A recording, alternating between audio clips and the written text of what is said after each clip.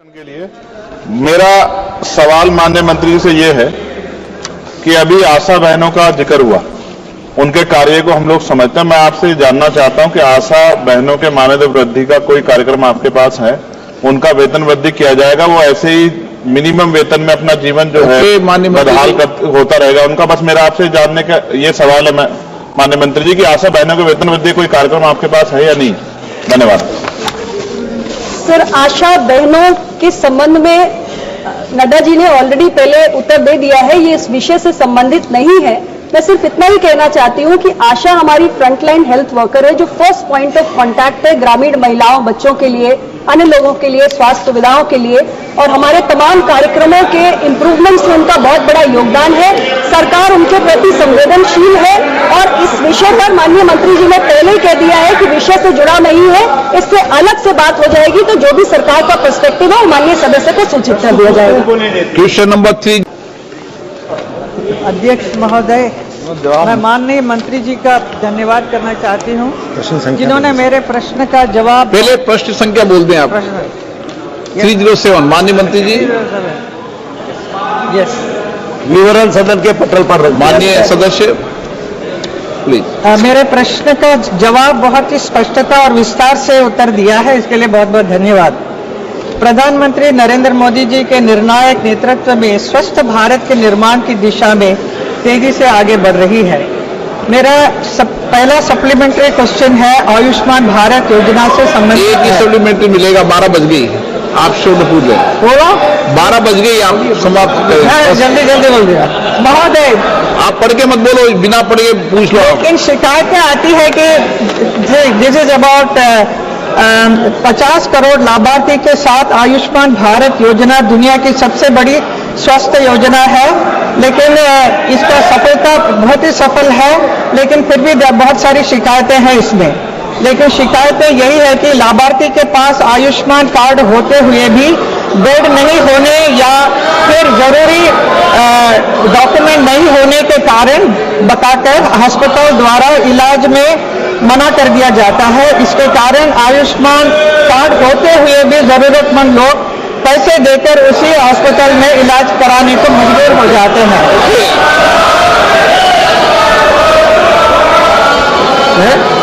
आयुष्मान भारत लगभग 63 करोड़ लोगों को फैसिलिटेट कर रहा है। कोई केस हो तो आप मुझे अलग से बता दें। That 63 crore people are being given the benefit of Ayushman Arogya Mandir, Ayushman Jan Arogya Yojana, which is the world's largest health coverage program, which we have to understand. Telling you, किलकारी कार्यक्रम डिजिटल इंडिया इनिशिएटिव के अंतर्गत एक मोबाइल बेस्ड सर्विस है, जिसमें हम जो हमारी एक्सपेक्टेंट मदर्स हैं उनको free of cost weekly 72 audio messages भेजते हैं to enhance their awareness and the awareness of their family members about good care during pregnancy and also healthy practices for the newborn. These messages are specially tailored as per the gestational period and they start around the second trimester of pregnancy, which is extremely critical period. Sir, इस किलकारी programme के अंतर्गत अभी जो 27 राज्यों में चलाया जा रहा है, 13 लैंग्वेजेस में चलाया जा रहा है। हमने बहुत सारे सक्सेसफुल कॉल्स किए हैं और इसका इतना बड़ा इम्पैक्ट है कि गर्भवती महिलाओं ने उनके परिवार में ऑडियो मैसेजेस के माध्यम से जो महत्वपूर्ण जानकारी या एडवाइस हम उनको देते हैं उसका पालन किया है और इससे हमारे मैटरनल और चाइल्ड हेल्थ इंडिकेटर्स में असर पड़ा है। हमारे IMR और MMR के इम्प्रूवमेंट का एक बहुत बड़ा कारण, एक कंट्रीब्यूशन किलकारी प्रोग्राम का भी है। माननीय सदस्य ने स्पेसिफिकली अपने संसदीय क्षेत्र के बारे में पूछा है कि कितनी महिलाओं को कॉल्स गए हैं। मेरे पास अभी वो रेडी डेटा इनके संसदीय क्षेत्र का नहीं है, लेकिन मैं आपको इसमें भिजवा दूंगी। सप्लीमेंट्री। मैडम, मैं और पूछना चाहता हूं कि कोई भी सरकारी प्रोग्राम अगर आप लॉन्च करते हो तो उसके लिए सही इंफ्रास्ट्रक्चर नीचे रहना, मौजूद रहना जरूरी है। हमारे चुनाव क्षेत्र में जहां पर पिछले 10 साल से सिविल हॉस्पिटल की कमी है, प्राथमिक आरोग्य केंद्रों की कमी है, MPWs की कमी है और ANM की कमी है। ऐसी परिस्थिति में प्रोग्राम, कोई भी प्रोग्राम सरकारी उस एरिया में अच्छी तरह से चलाना मुश्किल है। ऐसी परिस्थिति में क्या आप सेंट्रल गवर्नमेंट की तरफ से स्टेट गवर्नमेंट को ये सब चीजों में इंप्रूवमेंट करने के लिए आदेशित करेगी? Thank you.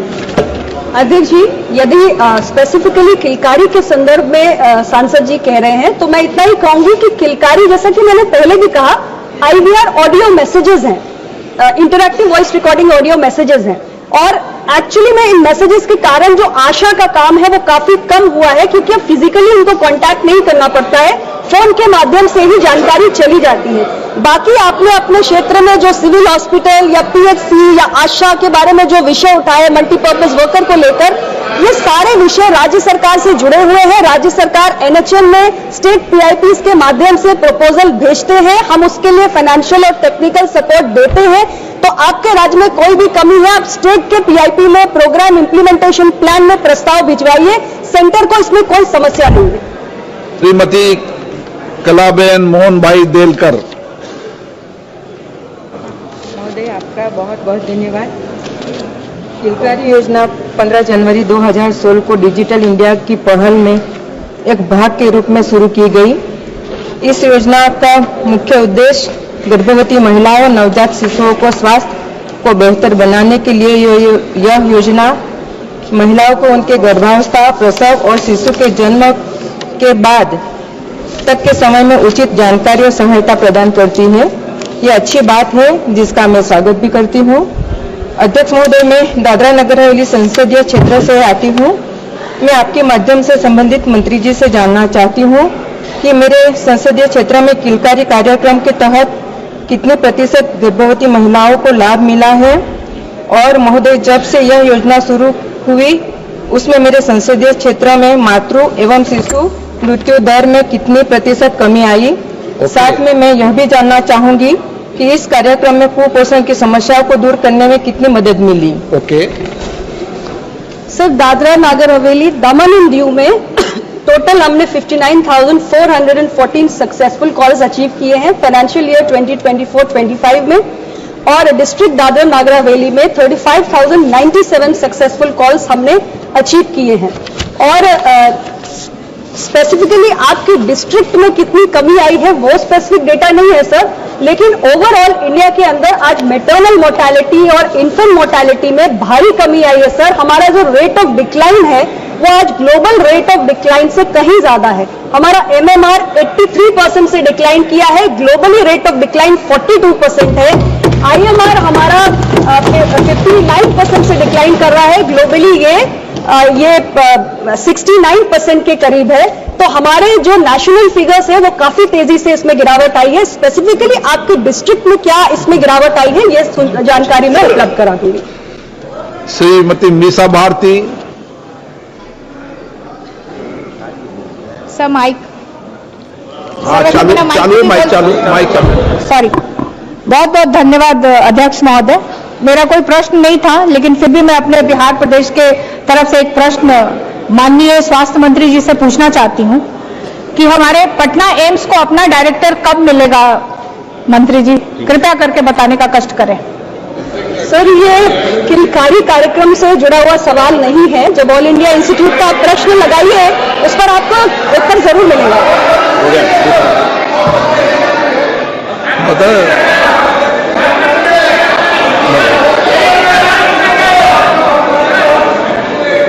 एम्स में डायरेक्टर थे, एक कारण से उनको वहां से हटाया गया है, बहुत जल्द नया डायरेक्टर लगा दिया गया। श्री चंद्रशेखर जी। धन्यवाद अध्यक्ष जी संरक्षण के लिए। मेरा सवाल माननीय मंत्री जी से यह है कि अभी आशा बहनों का जिक्र हुआ, उनके कार्य को हम लोग समझते हैं। मैं आपसे जानना चाहता हूं कि आशा बहनों के मानदेय वृद्धि का कोई कार्यक्रम आपके पास है? उनका वेतन वृद्धि किया जाएगा? वो ऐसे ही मिनिमम वेतन में अपना जीवन जो है बदहाल होता रहेगा? उनका बस मेरा आपसे जानने का ये सवाल है माननीय मंत्री जी कि आशा बहनों के वेतन वृद्धि कोई कार्यक्रम आपके पास है या नहीं? धन्यवाद। सर, आशा बहनों के संबंध में नड्डा जी ने ऑलरेडी पहले उत्तर दे दिया है, ये इस विषय से संबंधित नहीं है। मैं सिर्फ इतना ही कहना चाहती हूं कि आशा हमारी फ्रंटलाइन हेल्थ वर्कर है, जो फर्स्ट पॉइंट ऑफ कांटेक्ट है ग्रामीण महिलाओं, बच्चों के लिए, अन्य लोगों के लिए, स्वास्थ्य सुविधाओं के लिए, और हमारे तमाम कार्यक्रमों के इंप्रूवमेंट्स में उनका बहुत बड़ा योगदान है। सरकार उनके प्रति संवेदनशील है और इस विषय पर माननीय मंत्री जी ने पहले ही कह दिया है कि विषय से जुड़ा नहीं है, इससे अलग से बात हो जाएगी, तो जो भी सरकार का पर्सपेक्टिव है वो माननीय सदस्य को सूचित कर दिया जाएगा। Question number 3